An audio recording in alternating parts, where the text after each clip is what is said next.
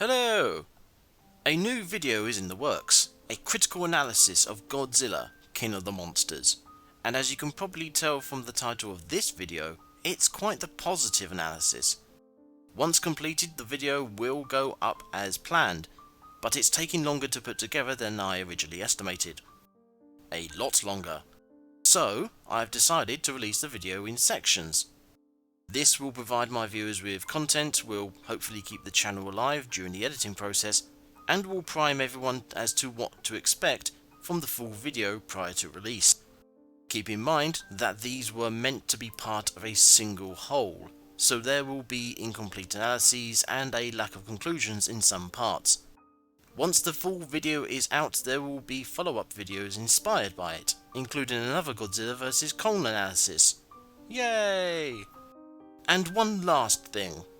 This introduction will be at the start of each video, so if you want to skip it next time, slide on over to this time here. Right, all that said, I hope you enjoy this section of what will become Godzilla, King of the Monsters. A great joy.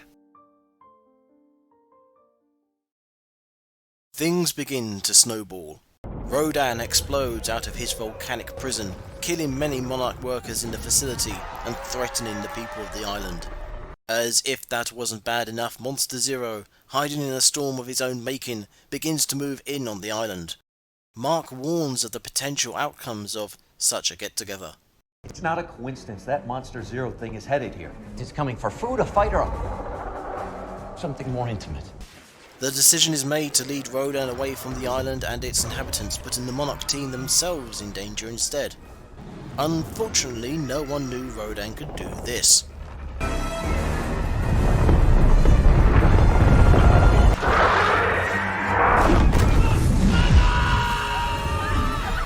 The irony is that the Monarch team may not have even known what they caused until much later.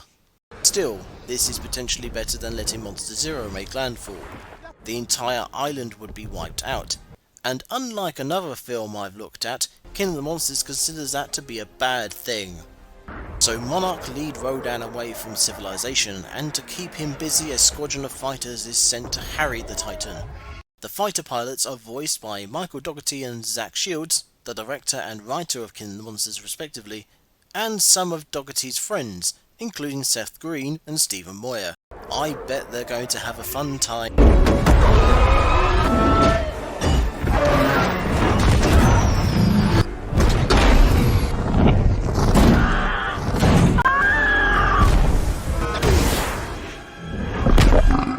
Oh, never mind. With mere feet between them, Rodan backs off from the Monarch team as Monster Zero looms into view. The two Titans tussle in the air as a damaged aircraft tries to catch up with the mothership. But there's an issue, as explained by Mr. Epic Voice Man here. What's the problem? The guard systems are jammed! I'm trying to jumpstart power! It's not looking good! Mark, ever the helpful soul, uses some quick, if somewhat destructive means to solve the issue and save the aircraft. But just as things seem to be going right...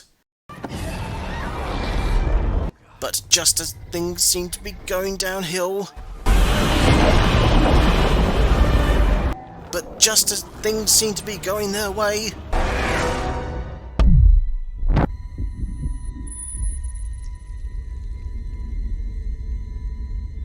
The harrowing scene is shattered by the emergence of Monster Zero and the realization that Godzilla is dead.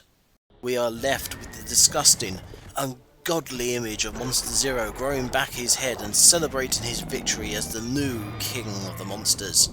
At the sound of his victory roar, titans around the world begin to emerge and wreak havoc at Monster Zero's behest. Apparently, someone saw this and decided to make a blueprint out of it.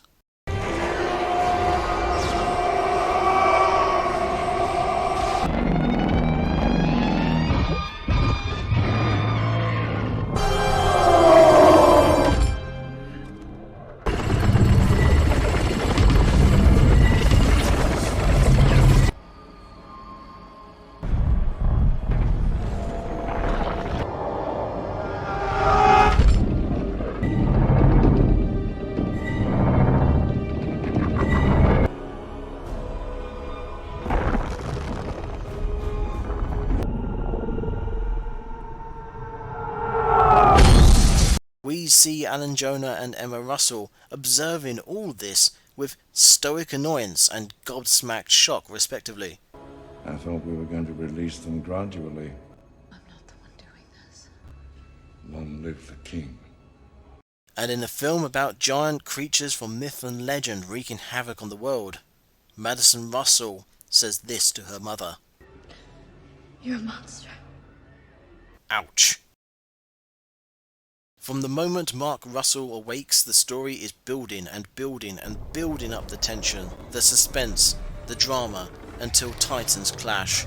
The loss of Monster Zero, the conflict amongst the Monarch team about what happened at Outpost 32, the revelation of Emma Russell's intentions, the explosive entrance of Rodan, the arrival of Monster Zero, the battle of Titans overhead as civilians are being saved below, the surprise arrival of Godzilla, the impact of the Oxygen Destroyer, the survival of Monster Zero, the death of Godzilla, the frankly horrific depiction of Monster Zero growing his head back, and his waking of the Titans. Every instance is a step up of events until we are left seemingly hopeless. True, the Oxygen Destroyer was thrown into this tumultuous melee of events with little to no fanfare. A bit of a waste of an iconic, historied device if ever there was one. It's one of the few downfalls of King of the Monsters, one that could be solved with a line or two, lines that could have gone on to bolster other events later in the film. A few lines could have been added to the Senate meeting, ones that hint at newer, more destructive weapons. When the Oxygen Destroyer is revealed, Serizawa can be shocked and disbelieving. Then, later in a discussion between him and Mark, Serizawa can bring up the origins of the weapon, of his father and his experiments, and the reasonings behind them. This is only wishful thinking, of course, an attempt to make better a dull spot in an otherwise vibrant story. That's not to say that it was totally misused. The use of the Oxygen Destroyer is a following through of the threat from the Senate meeting. Dr. Serizawa, I hope you understand the consequences of walking out that door. And it gave us this dark line from Serizawa.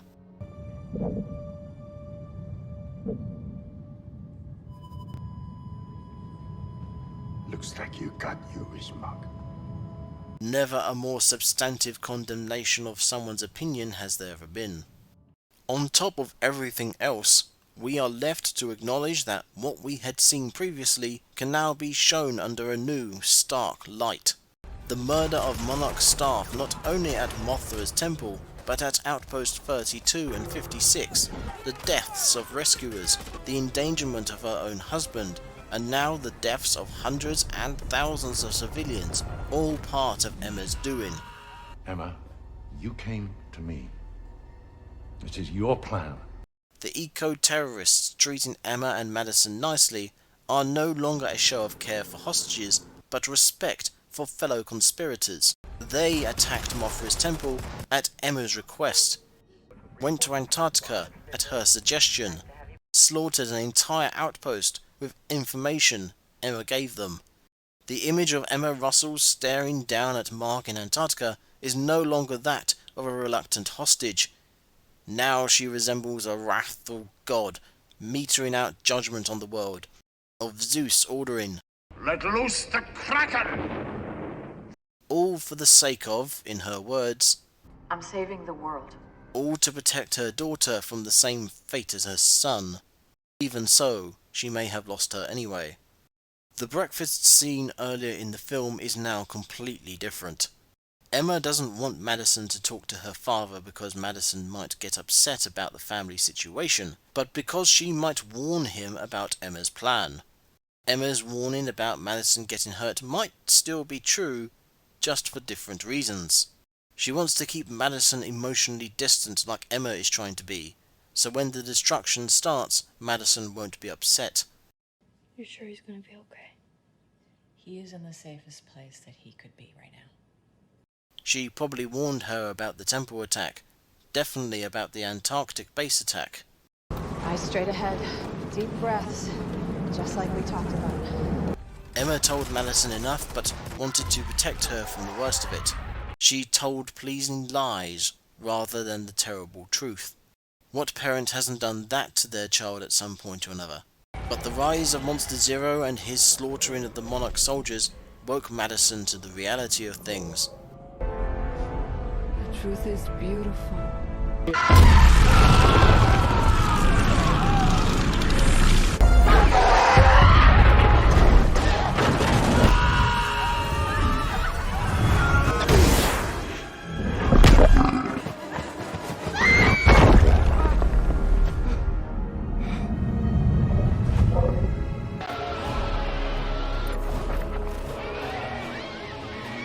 Did you really think this was going to be easy, painless? Is that what you told her? Leave her out of this. Madison, tell me, what exactly did Mummy sell you on? Man and monster living together in blissful harmony? And when her pleas to stop are ignored, leading to the rise of the false kin, what little she had left of the lie, what little hope she was clinging on to, was gone. It's gonna be okay. You're a monster. As the world falls into chaos and Monster Zero begins his terrifying reign of destruction, a spark of light appears in the dark. The torrential downpour of horror and despair is assuaged by the emergence of hope. Mothra.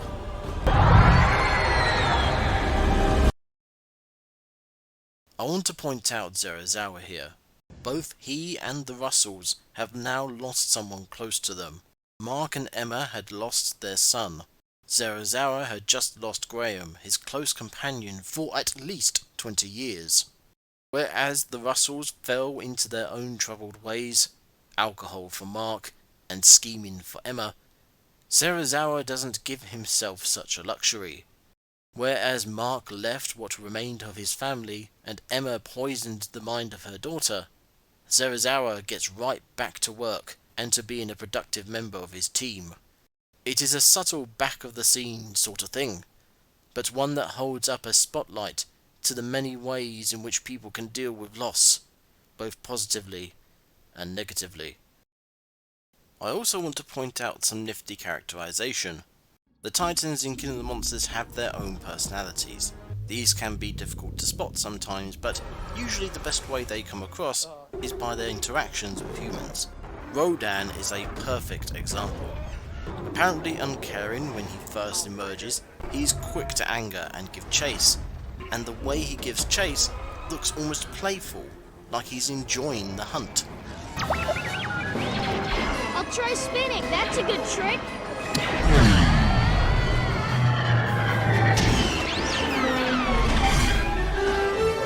His reaction to Monster Zero is fear, a fear that makes him fight back, and a fear that makes him cower before the False King.